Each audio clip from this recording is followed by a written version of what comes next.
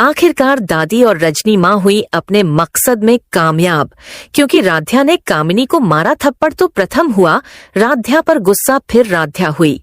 प्रथम से अलग और तलाक पेपर पर साइन करके हमेशा के लिए प्रथम से दूर चली जाने वाली है।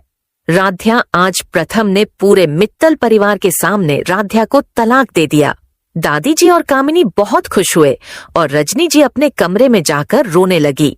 दादी जी कामिनी से बोल देती हैं कि अब तुम्हारी शादी प्रथम से होगी और तुम्हें टेंशन करने की जरूरत नहीं है। राध्या घर से जाते जाते कामिनी को एक थप्पड़ मार देती है और बोल देती है कि तुम्हारी सच्चाई पूरे मित्तल परिवार के सामने कभी न कभी जरूर आएगी। आज का इंटरेस्टिंग वीडियो में सभी लोगों का स्वागत है। आज कामिनी प्रथम के कमरे में प्रथम के पास जाती है, प्रथम को अपने बस में करने के लिए और प्रथम से गले मिलने के लिए। कामिनी ट्रे में चाय लेकर प्रथम के कमरे में चली जाती है। प्रथम ऑफिस का काम कर रहा होता है। तभी कामिनी कहती है, प्रथम तुम पहले चाय पी लो, उसके बाद ऑफिस का काम करना। कामिनी जैसे ही प्रथम के करीब जाती है तभी राध्या कामिनी को देख लेती है। राध्या गुस्से में कामिनी का हाथ पकड़कर जोर से थप्पड़ मार देती है और बोलती है कि तुम्हारी हिम्मत कैसे हुई हमारे प्रथम सर को टच करने की और इस कमरे में आने की। प्रथम कामिनी और राध्या को देखकर सन्न रह जाता है। तभी घर के सभी लोग प्रथम के कमरे में चले आते हैं और राध्या गुस्से में कामिनी से कहती है, मुझे पता था कि तुम मेरे प्रथम सर को अपने बस में करना चाहती है। तभी कामिनी कहती है, राध्या आप गलत समझ रही हैं, मैं तो बस प्रथम के लिए चाय लाई थी। राध्या गुस्से में कहती है, तुम चुपचाप रहो कामिनी, नहीं तो बहुत बुरा हो जाएगा। राध्या गुस्से में सभी लोग के सामने बोल देती है, मुझे प्रथम से तलाक चाहिए। घर के सभी लोग राध्या का तलाक वाली बात सुनकर सबके होश उड़ जाते हैं। दादी जी और कामिनी मन ही मन बहुत ही खुश होते हैं। तभी एकता भाभी राध्या से कहती हैं, राध्या तुम्हें पता है तुम गुस्से में क्या कह रही हो? राध्या दृढ़ स्वर में जवाब देती है, हाँ भाभी जी मुझे अच्छी तरह पता है, मैं प्रथम सर से तलाक मांग रही हूँ। यह सुनकर प्रथम भी गुस्से में कहता है, तो ठीक है राध्या, अगर यही तुम्हारी इच्छा है तो मैं तुम्हें तलाक दे दूंगा। लेकिन राध्या अंदर ही अंदर बुरी तरह टूट रही होती है। उसकी आंखों में दर्द और दिल में तूफान होता है। वह जो कुछ भी कह रही होती है वह केवल ऊपर से दिखाने के लिए कह रही होती है। तभी दादी जी प्रथम से कहती हैं, बेटा तुम इस राध्या को तलाक दे दो, यह लड़की तुम्हारे साथ नहीं रहना चाहती। अच्छा होगा कि तुम दोनों हमेशा हमेशा के लिए अलग हो जाओ। प्रथम एक बार फिर राध्या का हाथ पकड़कर भावुक स्वर में पूछता है, राध्या सच सच बताओ तुम्हें तलाक चाहिए या नहीं? बस एक बार कह दो। राध्या बिना कुछ सोचे और बिना देर किए कह देती है, प्रथम सर मुझे आपसे तलाक चाहिए, मैं आपके साथ नहीं रहना चाहती। राध्या के यह शब्द सुनकर प्रथम की आंखों में आंसू आ जाते हैं। वह टूटे हुए दिल से कहता है, तो ठीक है राध्या, मैं तुम्हें तलाक दे दूंगा। इसके बाद घर का माहौल पूरी तरह शांत हो जाता है।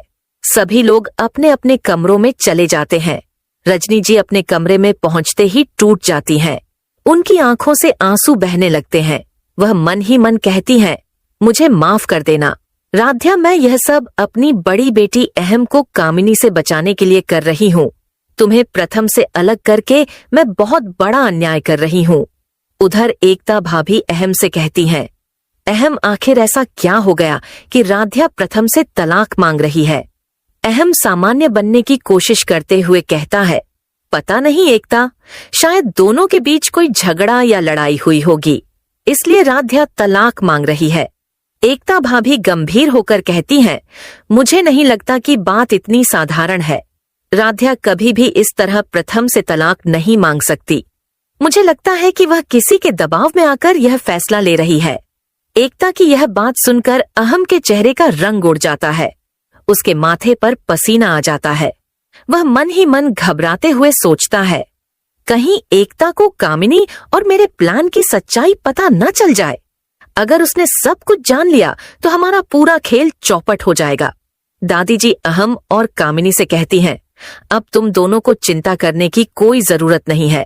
राध्या कल प्रथम से तलाक ले लेगी और इस घर को हमेशा हमेशा के लिए छोड़कर चली जाएगी।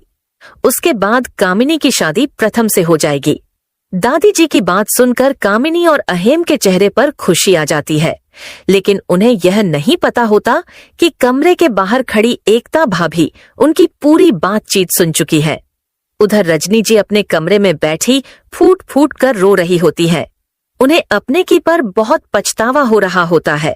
उनकी आंखों से लगातार आंसू बह रहे होते हैं। उन्हें महसूस होने लगता है कि परिवार को तोड़ने की कोशिश में उन्होंने बहुत बड़ी गलती कर दी है। एकता भाभी चुपचाप वहां से चली जाती है और सोचती है कि अगर उन्होंने अभी सच सबके सामने नहीं लाया तो राध्या और प्रथम का रिश्ता हमेशा के लिए टूट जाएगा। अगली सुबह घर का माहौल बहुत भारी होता है। राध्या अपने कमरे में बैठी तलाक के कागजों को देख रही होती है। उसकी आंखें नम होती हैं। वह बार बार प्रथम के साथ बिताए गए पलों को याद कर रही होती है। दूसरी तरफ प्रथम भी बेचैन होता है। वह गुस्से में तलाक के लिए तैयार तो हो गया था, लेकिन उसके दिल में अभी भी राध्या के लिए प्यार बाकी होता है। तभी एकता भाभी सीधे ओमकार जी के पास पहुंचती हैं। जी, मुझे आप सबसे जरूरी बात करनी है। उनकी गंभीर आवाज सुनकर पूरे परिवार को हॉल में बुलाया जाता है।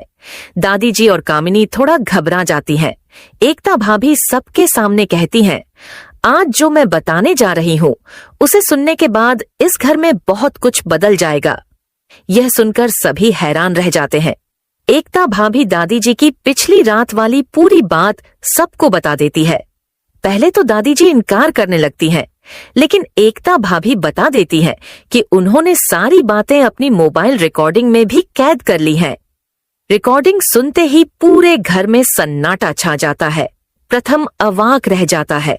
राध्या की आंखों से आंसू निकल पड़ते हैं। ओमकार जी का चेहरा गुस्से से लाल हो जाता है। वे दादी जी से कहते हैं, माँ, मैंने कभी नहीं सोचा था कि आप अपने ही परिवार को तोड़ने की कोशिश करेंगी। कामिनी और अहम भी डर जाते हैं। सच्चाई सामने आते ही रजनी जी रोते हुए सबके सामने अपनी गलती स्वीकार कर लेती हैं। मुझसे बहुत बड़ी भूल हो गई। मैं दादी जी की बातों में आ गई थी। प्रथम को अब समझ आने लगता है कि कई घटनाओं के पीछे कोई और साजिश थी। उसी समय एक और बड़ा खुलासा होता है।